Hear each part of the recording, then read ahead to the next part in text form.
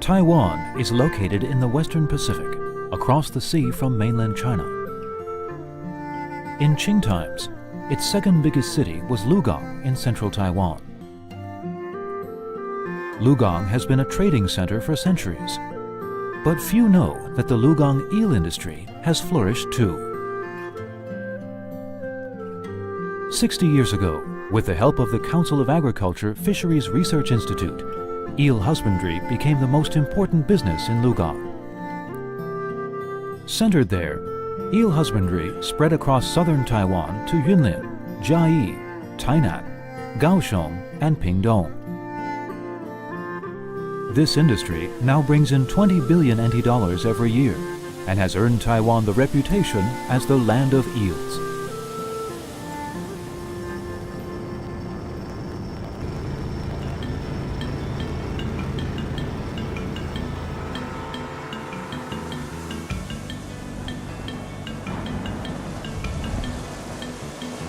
As the fishermen say, catch glass eels and earn money for the year. The glass eel larvae catch is a major yearly event. The northeast monsoon is the start of the annual eel fishing season. The fishermen begin to gather what they need to catch glass eels. Look how busy they are.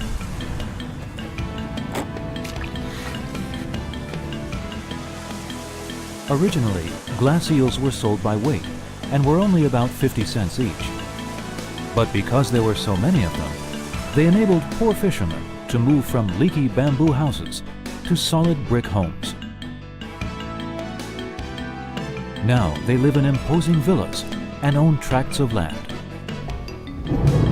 They built themselves up from nothing, making this the true version of the legend of the golden eel.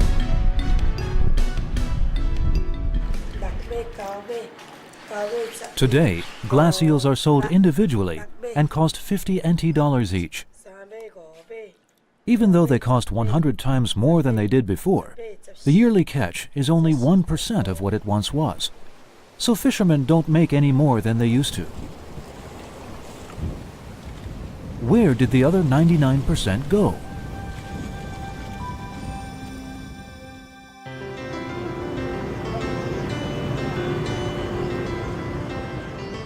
Taiwan University professor Zheng Wannian is an eel chaser. He's been researching eels for over 30 years. Otoliths are calcium carbonate crystals in the inner ears of fish, like eels. They never stop growing, so we can treat them like tree rings. We can analyze these growth rings and learn some details about the fish's or eel's lives. So these otoliths are a lot like a diary. By analyzing eel otoliths, Professor Zheng has been able to more clearly understand the mysterious voyage of the eel. He hopes to find the cause of the steep decline in their population. Glass eels that escape the fishermen's nets continue on up the river. There they feed on water fleas as they mature and turn black, adapting to river life. Though the eels stay well hidden, it's still quite difficult to avoid predation. The lucky few that escape swim onward to the middle and upper reaches of the river.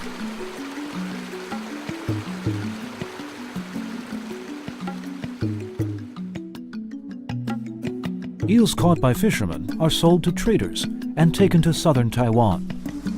The warm climate there helps them grow.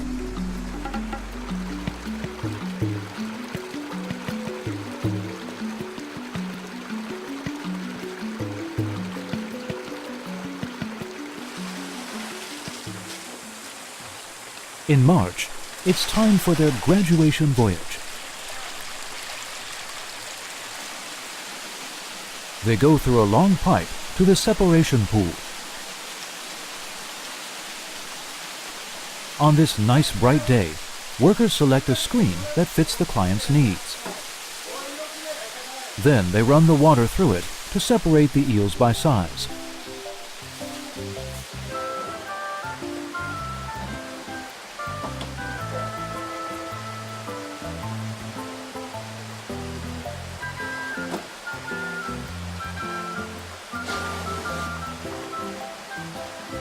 Sacks of eels are put onto trucks to start the next stage of their journey.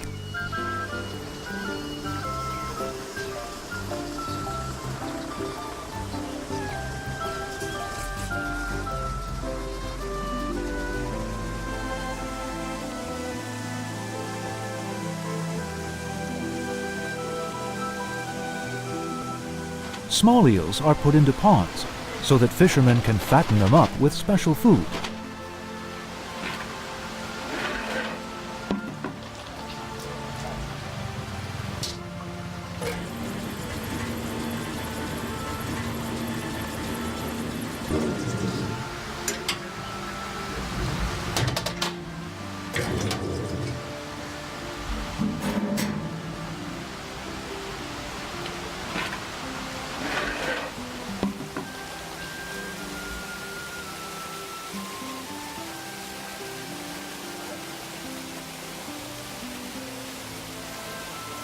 Since fish meal is so nutritious, the eels seem like they grow an inch a day and quickly grow to maturity. The fisherman's goal is to raise them in time for the eel festival in Japan, when they can get a better price.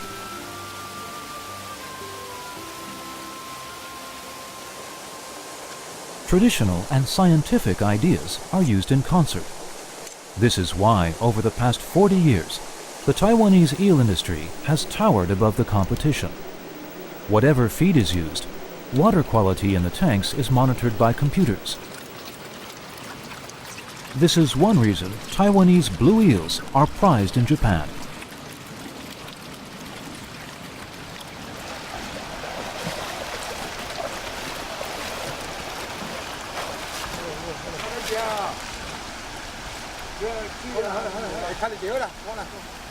In July, the eels that have been so carefully cared for travel abroad.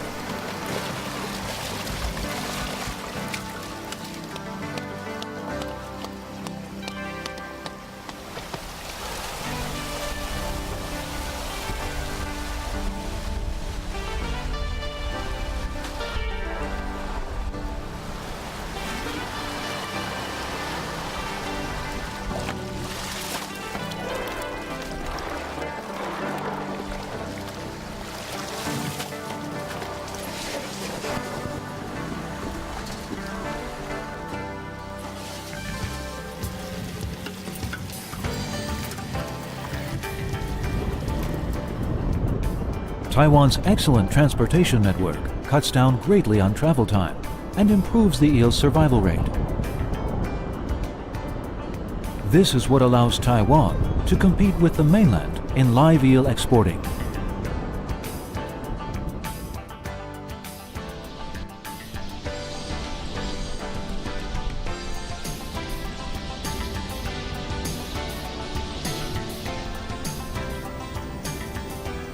To ensure that Taiwanese eels are known around the world for being safe, secure, and delicious, the government has placed strict rules on drug use.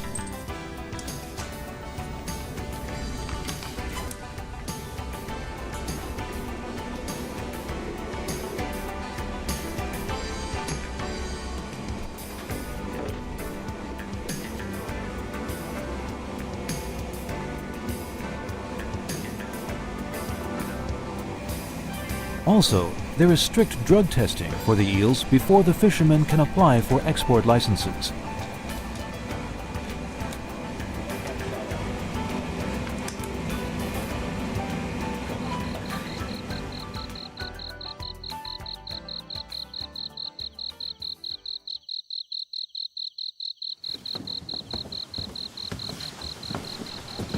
Before it's even light out, the workers are in place at the packing plant.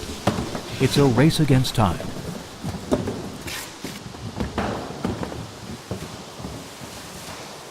Crystal clear blocks of ice gleam, freezing cold. But what are they used for? These blocks of ice slow the eels down and reduce their oxygen consumption. Putting them into hibernation like this means they are more likely to survive the trip.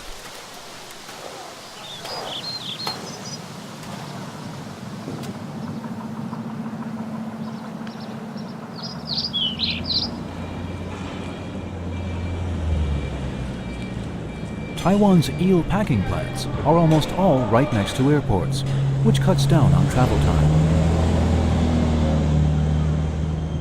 This, along with the skill of experienced packers, leads to a survival rate of 99.9% on the voyage to Japan.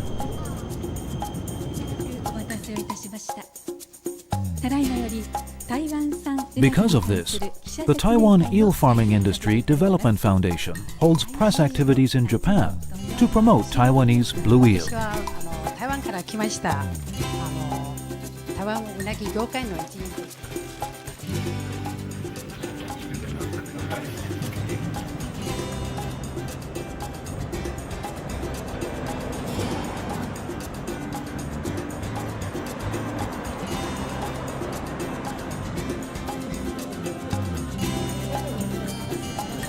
The Eel Festival is here. Not only eel restaurants are selling it, but even cafeterias, supermarkets, and street stalls. That's because everyone, man and woman, young and old, wants to eat eel and rice today.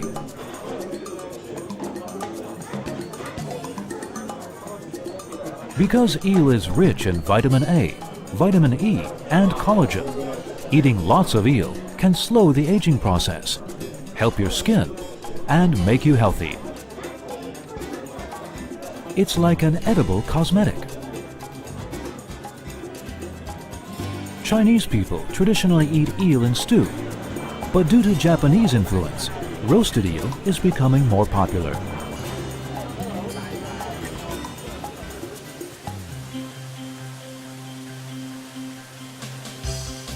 Taiwan's roasted eel plants are very tightly run. Once eel is sent to the processing plant, it is cleaned.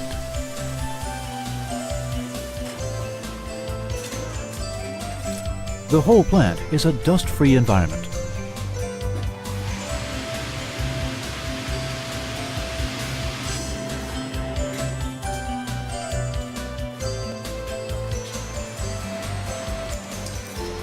The low temperature and the skill of the workers keep the eels fresh. Once they have been mechanically sorted, the eels are sent to the oven.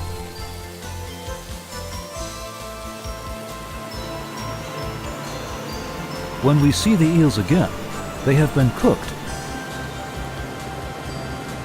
rolled up, and have become mouth-watering roasted eels. In addition to being very popular, roasted eel also helps stabilize the price of live eels.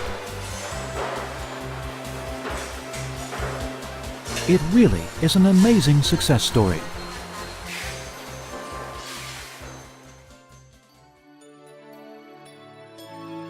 However, in the face of increasing environmental problems, the Executive Yuan Council of Agriculture Fisheries Research Institute is promoting sustainable fishing.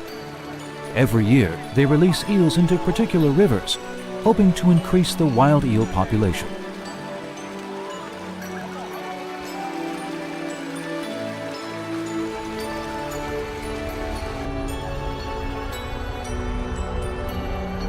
Taiwan's eel industry does not just include eel catchers who struggle with the sea, but also eel chasers who try to discover the secrets of the eel, eel farmers who insist on the highest quality, and eel sellers who ship it around the world. All of these different people coming together and working toward the same dream are what make possible the economic miracle of Taiwan, Island of Eels.